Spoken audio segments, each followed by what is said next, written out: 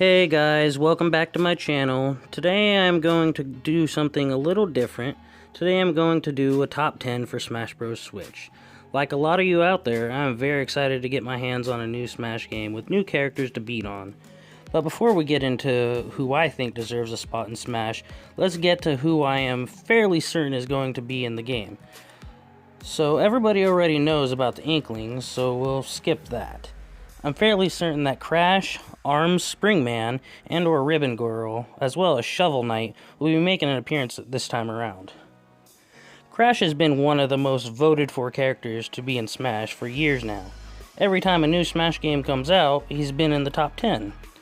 What's different this time around is his trilogy will be released on a Nintendo system for the first time ever.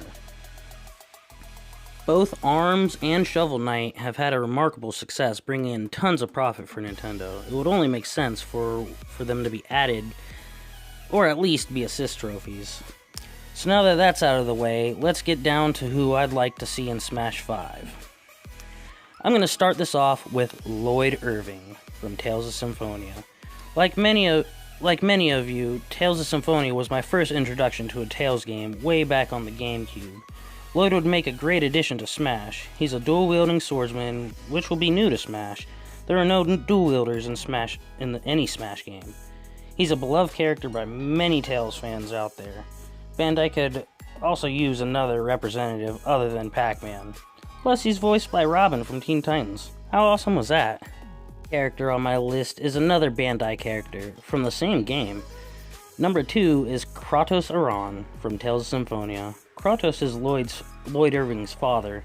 He's a spell sword with a very wide range of melee attacks and magic attacks.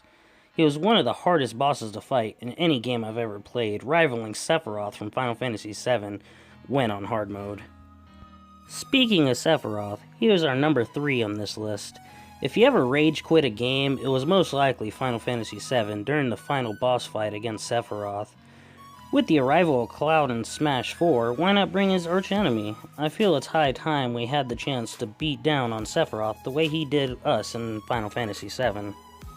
Our number 4 has fought Sephiroth on a few occasions, and just happens to be good friends with Cloud. Our number 4 is Sora. Like Kratos, Sora is a spell sword with many melee attacks and magic attacks. While wielding his Keyblade, Sora is capable of dealing massive amounts of damage, while stringing together crazy combos and elemental attacks. Just please, keep Mickey Mouse, Donald, and Goofy out of Smash games. Number 5, I think actually has a shot at a spot in Smash. It's a Pokemon yet to be revealed. Our number 5 is none other than Zeraora. Despite Game Freak officially announcing him, he has been uncovered by data miners of Pokemon Sun and Moon. He looks like an electrical Lucario. Every video I've seen of him, he looks to be an elemental melee attacker. If you haven't seen him yet, I highly suggest you look up a video of him. Like Crash, our number 6 has been among the top 10 player picks for every Smash game thus far. Why Sakurai hasn't put him in, I'll never know. Our number 4 is none other than Skull Kid from Majora's Mask. In Majora's Mask, you don't see Skull Kid doing any of the fighting. Only when he separates from the mask does any of the fighting really occur. But that didn't stop Hyrule Warriors from coming up with some pretty creative movesets for the little guy. As long as his final smash involves a moon smashing down on the stage, that would satisfy me. After Majora's Mask, the next installment of the Legend of Zelda series brought us one of the most iconic characters of the series. Midna was introduced in Twilight Princess, where our hero Link was transformed into a wolf and forced to collect light fragments to free Hyrule from the looming twilight. Midna riding Link would make a great addition to Smash. Like Skull Kid, the duo was made a playable character in Hyrule Warriors, where they showed everyone that Midna has what it takes to battle the Nintendo All-Stars. Something our number 8 has in common with 6 and 7 is he also hails from a Legend of Zelda game. Demise is, in my opinion, one of the baddest of the bad. In Skyward Sword, approaching the end of the game, I'm expecting to see Ganon's familiar face, but then out pops Demise. That fight was epic and intense. Up until I realized all I had to do was point the Wiimote skyward, and that's all it pretty much took to take him out. But still, I think he deserves a shot at greatness. Number 9 just had a big part in a Smash wannabe game called Brawlout. Hyperlight Drifter showed some impressive skill in the game and is by far probably the best character in the game. Don't get me wrong, Brawlout was a great game, but in the end it couldn't scratch that itch that only Smash Bros can.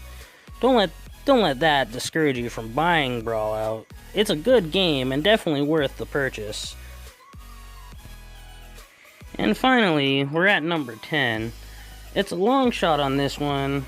I feel that Gallantmon should be allowed to join the battle. Gallantmon is by far my favorite Digimon of all time. I know what you're thinking. He's a Digimon. Smash already has Pokemon. Well, look, Bandai Namco has been doing many Digimon games in the past, and many of them were on Nintendo systems. It's time Pikachu met a Mon from the digital world. This can even be a gateway to a Pokemon vs. Digimon game. If anyone can do it, Sakurai can. Well, this has been my top 10 for Smash 5. Like, subscribe, and share this video. Leave me a comment saying who you want to see in Smash. And as always, I'll see you next time.